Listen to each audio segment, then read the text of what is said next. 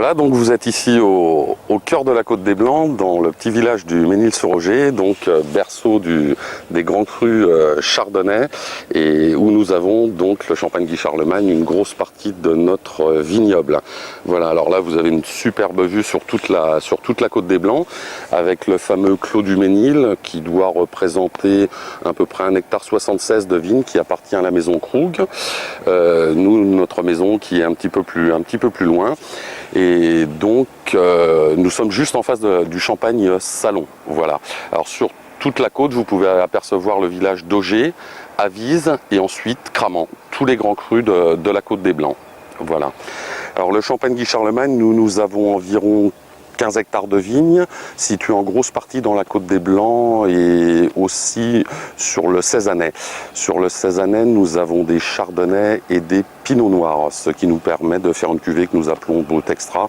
Je vous en reparlerai plus tard lors de la dégustation. Et de faire aussi un Brut Nature, donc qui est non dosé.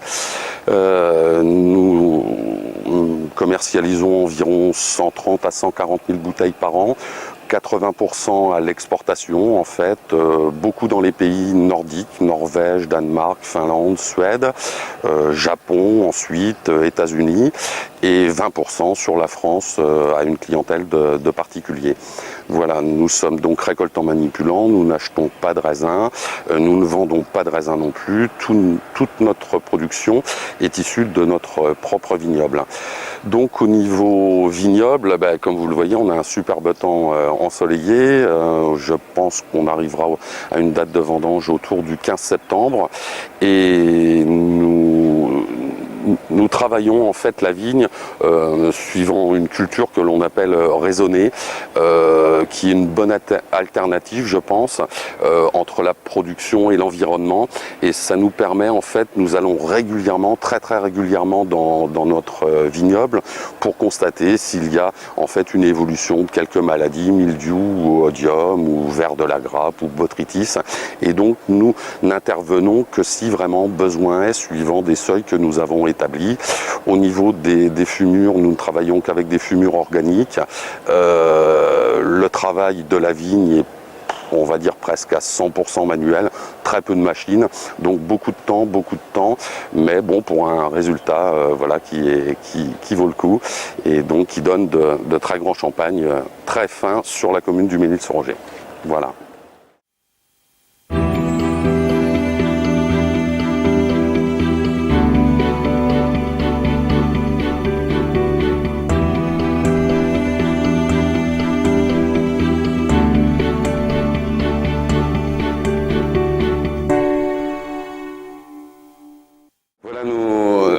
Nous voilà dans la cuverie, une cuverie qui est relativement récente.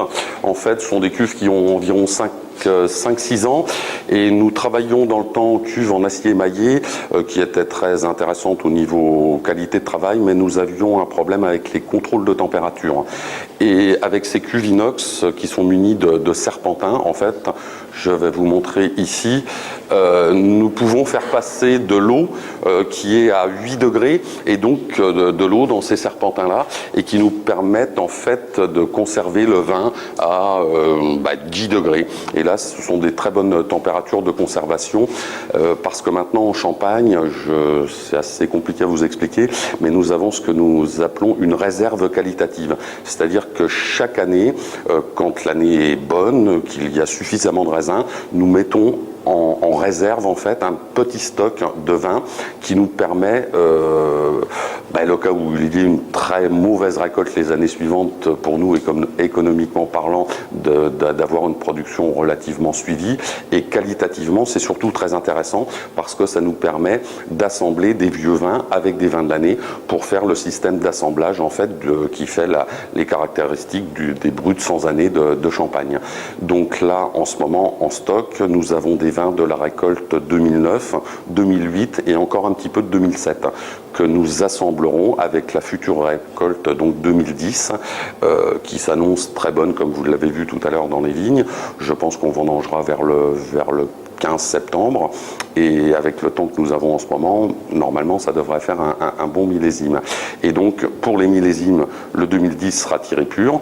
Pour les bruts de 100 années, les 2010 seront rassemblés avec du 2009, du 2008 et du 2007, et nous garderons une partie de la récolte 2010 pour réassembler avec celle de 2011 et ainsi de suite. Voilà, ça c'est qualitativement c'est superbe.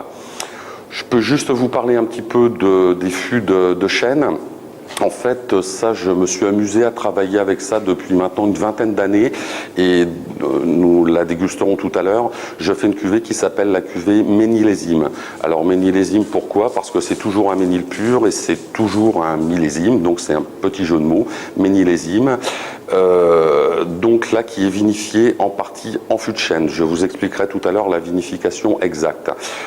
Par contre, je reviens un petit peu en arrière par rapport à beaucoup de champenois qui reviennent, eux, au fût.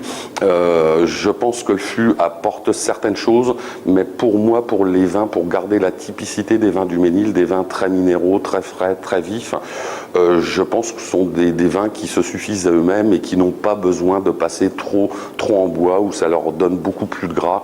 Et pour moi, ça retire un petit peu de la minéralité et de la fraîcheur. Donc j'en fais une toute petite partie, c'est pour ça que j'en ai pas beaucoup de fût, juste pour moi me permettre d'assembler et de régler cette petite partie de micro-oxygénation et la partie un petit peu de gras que je recherche, mais d'une façon très petite. Voilà, tant qu'on y est à ce moment-là, je vais vous expliquer tout de suite la vinification standard chez nous. Donc le pressurage, 2 pressoirs cocards de 4000 kg, pressoir traditionnel champenois, centre de pressurage agréé qualitatif, vendange bien sûr comme tout le monde manuel, récolté dans des petites caisses pour éviter l'autopressurage, donc l'oxygénation et l'oxydation surtout. Donc ensuite, après le pressurage, beaucoup de petites cuves de 50 hectolitres que vous avez peut-être pas vu au fond de l'allée, pour nous permettre justement de séparer les jeunes vignes, les vieilles vignes, les méniles, les augers, les cézanes, les chardonnays, les pinots noirs, les cuvées, les tailles, ça fait beaucoup de choses. Donc ça nous permet de tout séparer. Débourbage statique. Ensuite, le lendemain, donc débourbage statique environ 12 à 18 heures. Une fois que le débourbage est effectué, cuve de fermentation, donc fermentation alcoolique. Le jus de raisin va se transformer par l'intermédiaire des levures en alcool et en gaz carbonique. À cette période-là, il faut faire très attention au niveau du gaz carbonique parce que c'est très dangereux. Donc là, ça va passer en vin. Ensuite, suivant les années, sous-tirage ou pas sous-tirage, suivant la qualité de la récolte. Ensuite, mise en fermentation malolactique à 95%. Donc tous les bruts de 100 années, notre cuvée Charlemagne, le brut rosé, tout est fait avec fermentation malolactique, sauf justement pour la cuvée ménillésime, où là, dans le pressoir, au lieu de mettre 4000 kg de raisin, j'en mets 4300. Pourquoi 4300? C'est parce qu'on ne peut pas en mettre plus. Donc 4300 kg de raisin. Je ne garde ce que l'on peut appeler les cœurs de cuvée, donc la première serre, en fait. La première serre qui donne environ, pareil, suivant l'année de récolte, on va dire entre 9 et 11, 12 hectolitres de jus de raisin.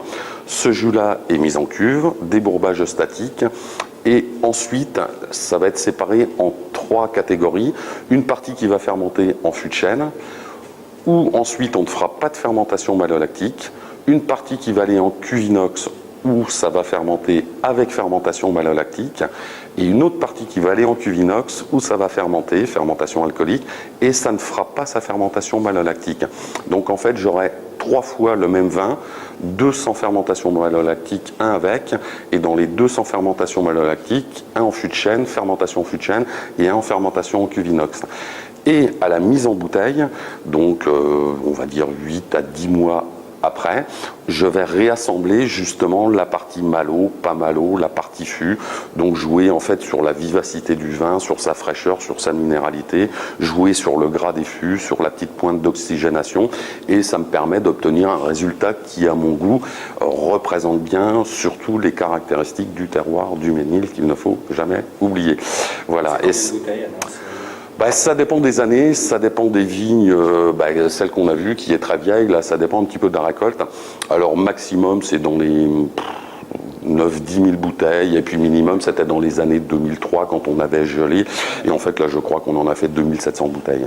Voilà. Mais c'est une cuvée qui m'amuse bien. Alors, j'ai beaucoup changé d'idée, en fait. J'étais parti sur du fût, beaucoup de fût, moins de fût, malo, pas malo. Et en fait, je suis arrivé à ce système-là qui, moi, me convient très bien. Et ça a l'air de convenir à beaucoup de monde, puisque la Ménilésime 2002, que j'avais présentée à beaucoup de concours internationaux et nationaux, a remporté presque toutes les médailles d'or, médailles d'argent, coup de cœur Guy d'Achette, et donc je pense que tout le monde est d'accord avec moi.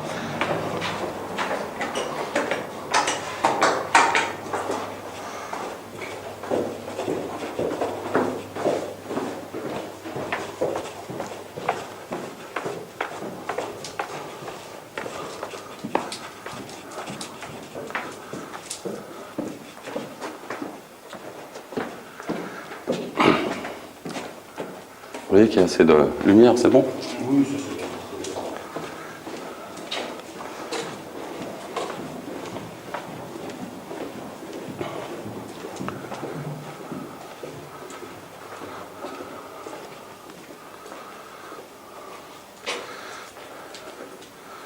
Voilà, ici nous sommes dans la cave des Ménilésimes, où nous remuons toutes ces bouteilles-là à la main.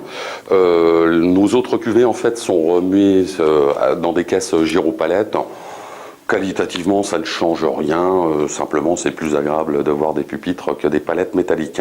Donc là, vous voyez la toute petite production de 2003, ce que je vous parlais tout à l'heure, donc il doit y avoir 2800 bouteilles qu'on a déjà préparées, les vins sont sur pointe, donc sont prêtes à être dégorgées, les 2003 vont être commercialisées début d'année prochaine, donc début 2011, donc on va commencer à les dégorger au mois de septembre, octobre, après les vendanges au mois d'octobre, pour que déjà la liqueur, le très peu de liqueur que nous mettons, parce que j'aime pas des vins surdosés, donc on va dire les 4-5 grammes de sucre que nous allons rajouter et le temps de bien se marier avec le vin. Donc là, ça c'est la partie 2003 et là on vient de recommencer à pointer donc les vins de 2004. Voilà. Et on peut voir, donc là ça vient d'être pointé et on peut apercevoir, vous voyez, tout le dépôt, donc les levures mortes après la seconde fermentation qui se sont déposées en fait sur le verre. Et donc là ça va être tout l'art du remueur pour faire glisser tout ce dépôt-là. En fait, on va se servir du gros dépôt par huitième et par quart de tour pour aller chercher le dépôt qui est fin sur les côtés pour le coller au fur et à mesure. En faisant ce mouvement-là, on va réussir à le réunir et une fois qu'il est réuni, on va commencer toujours en tournant à le faire descendre le long du goulot. Alors là, vous voyez que le plus gros descend tout de suite, c'est très facile, mais par contre le fin qui est là ne descend pas. Donc le gros, faut qu'il aille au départ chercher ce dépôt-là pour le faire descendre en fait jusqu'à la pointe. Voilà. Vous faites ça bouteille par bouteille? Oui, on fait ça bouteille par bouteille tous les jours. Donc nous descendons à la cave quand nous commençons le travail à 7 h le matin. On n'en a pas pour très longtemps, ça représente à peu près une demi-heure à venir tourner toutes les bouteilles. Et donc nous avons un petit programme. Suivant les vins, ça évolue un petit peu, mais je ne sais pas si vous allez bien le voir, où là, nous faisons une marque sur le cul de la bouteille, qui représente donc le bas, et le premier jour, on va tourner en fait d'un huitième, on va revenir, vous voyez, c'est un mouvement en fait de balancier, où le gros dépôt va aller chercher le petit, et une fois que le dépôt est réuni, on va commencer à remonter la bouteille pour le retrouver à la pointe. Mais je peux vous montrer une bouteille qui est terminée. Je ne sais pas si vous allez bien voir, on va la remettre. Voilà, donc la bouteille est sale, mais si on voit, le vin est clair et tout le dépôt est redescendu donc à la capsule. Et donc là, il n'y a plus qu'à l'expulser, à la dégorger en fait. Donc ça, pour remuer une bouteille comme ça, on a environ 21 prises, plus le temps de repos. Il faut compter un bon mois en fait, le temps que le dépôt arrive bien jusqu'à la pointe. Et à partir de ce moment-là, on ne peut plus retourner la bouteille. Donc où on dégorge à la volée. Dégorger à la volée, en fait, c'est très simple. Il y a ici une bulle de gaz carbonique et en fait, quand on va remonter la bouteille, la bulle va glisser le long du verre et quand la bulle va se trouver entre le dépôt et le vin, on retire la capsule, donc la bouteille sera relevée et avec les 6 kg de pression, les 6 bars qu'il y a dans la bouteille, le dépôt va être en fait éjecté. Alors si on le fait trop tôt, le dépôt part, mais beaucoup de vin part aussi, c'est pas très bien. Si on le fait trop tard, on ne perd pas de vin, mais le dépôt a le temps de retomber dans le liquide, et donc là ça pose problème, la bouteille est ce qu'on appelle bleue, donc c'est fichu. Et il y a une autre technique qui consiste en fait à plonger les cols de bouteille dans une saumure, en fait une eau salée qui est à moins 27 degrés, qui congèle en fait cette petite partie de dépôt là, et à partir de ce moment-là, on peut retourner la bouteille, le dépôt est emprisonné dans le glaçon, et là on peut le faire soit manuellement, soit mécaniquement. Voilà, il n'y a plus de danger que le dépôt repasse dans le vin. Voilà.